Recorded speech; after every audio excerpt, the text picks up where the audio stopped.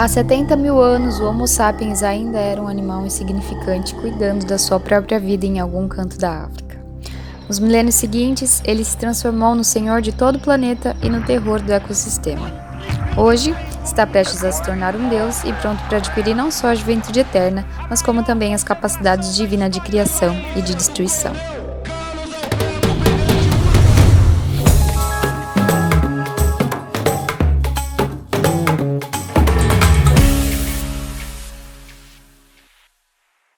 O primeiro capítulo de Sapiens inicia-se há 13,5 bilhões de anos atrás, no Big Bang, contando sobre a importância da física e como ela é a ciência mais antiga que temos, quase que inata à nossa história e antes dela.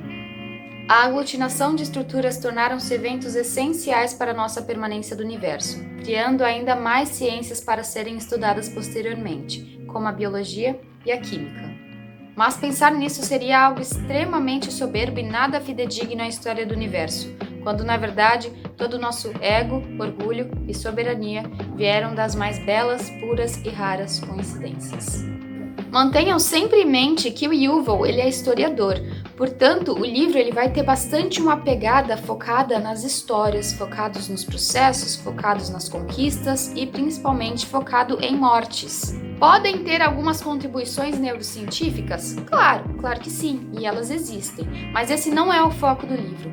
O foco do livro é fazer a gente refletir sobre o verdadeiro significado da palavra humanidade e por que essa palavra hoje em dia nos remete a algo tão positivo, tão bom, quando na verdade a história nos mostra um lado totalmente oposto a isso.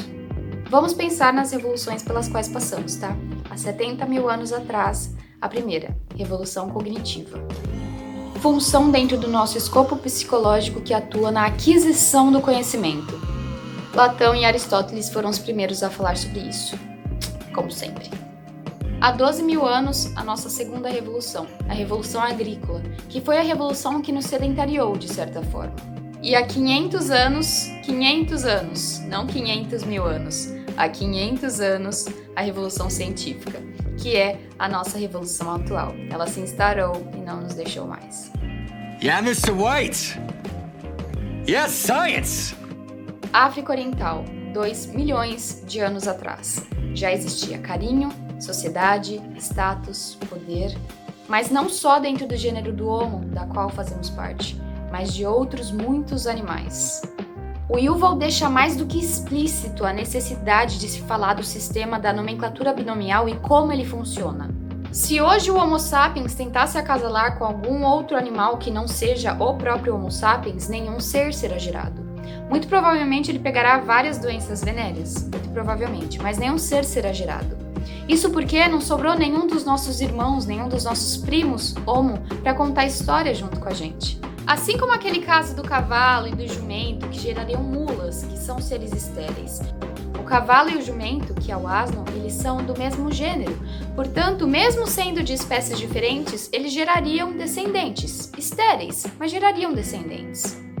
Eles são estéreis porque eles não compartilham da mesma carga genética e isso causa um conflito no DNA, ocorrendo uma barreira dentro da sua evolução.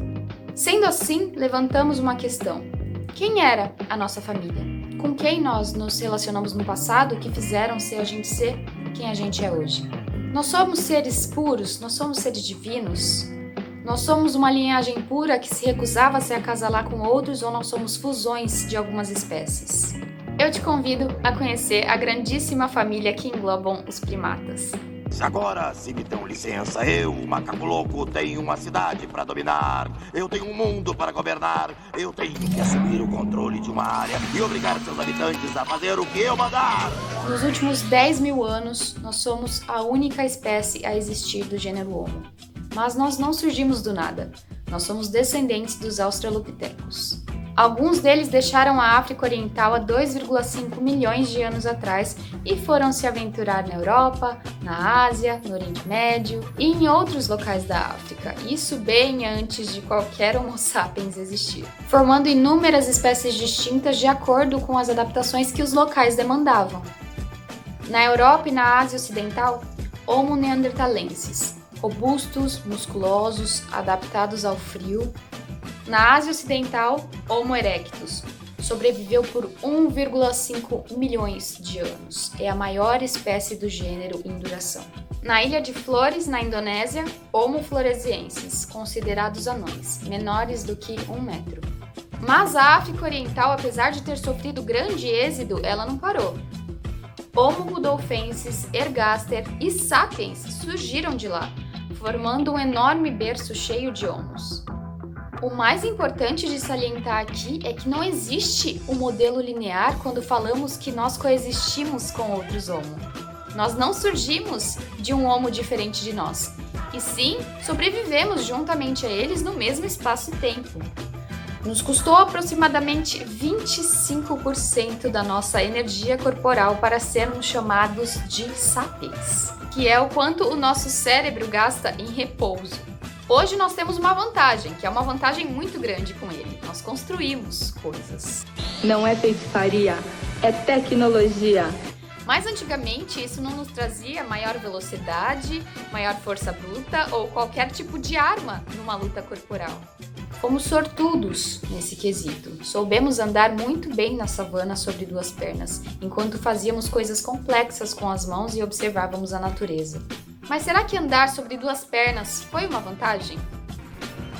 Na verdade, no início não.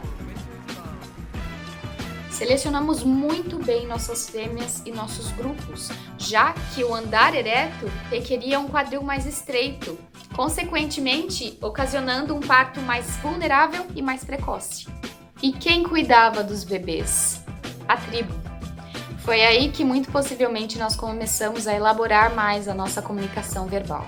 Há 800 mil anos, nós domesticamos o fogo, mas os grandes animais só começaram a ser caçados há aproximadamente 400 mil anos. Antes disso, só nos restava carniça e tutano. Foram nos últimos 100 mil anos que o sapiens saltou de uma forma escandalosa para o topo da cadeia alimentar. E o que fazer com tanto poder? I am not in danger, Skylar. I am the danger. I am the one who knocks.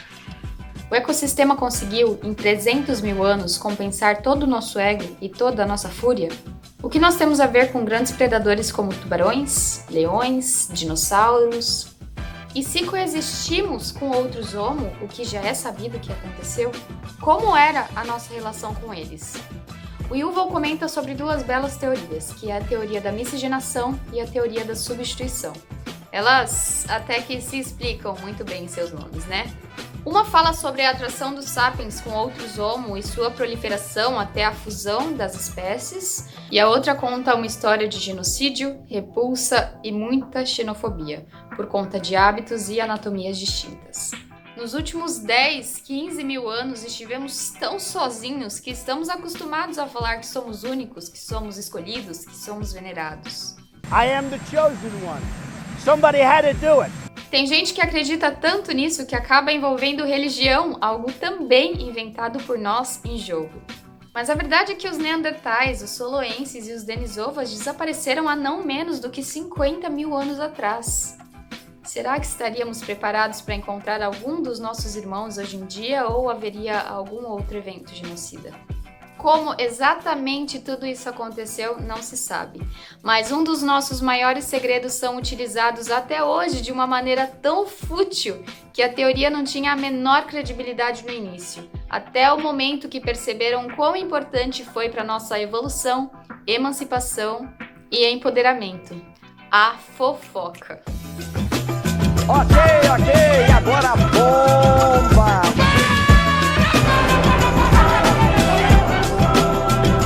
Oi, pessoa! Se você chegou até esse minuto do vídeo, eu gostaria de te agradecer muito. Esse foi o nosso primeiro capítulo de Sapiens e eu queria te lembrar que se você gostou desse vídeo, deixa a curtida, se inscreve no canal, manda para um amigo. Isso nos impulsiona e nos incentiva a continuar fazendo as resenhas dos próximos capítulos de Sapiens.